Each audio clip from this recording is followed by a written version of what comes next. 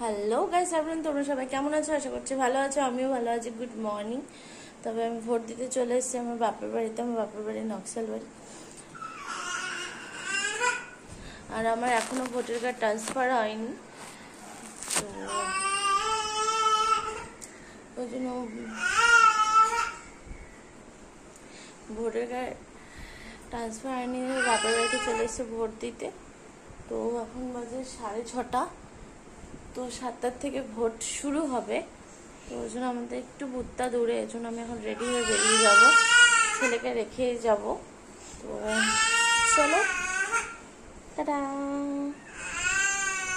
বলেছিলাম আমি ভোট দিতে যাচ্ছি, ভোট দিয়ে চলেও এসেছি।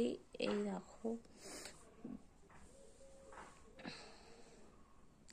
তো প্রচণ্ড ভিড় ছিল। তো ছেলেও গিয়েছিল আমার সাথে, প্রচণ্ড জেদ করছিল, বায়না করছে, সেজন্য ছেলেকেও নিয়ে গিয়েছিলাম। তো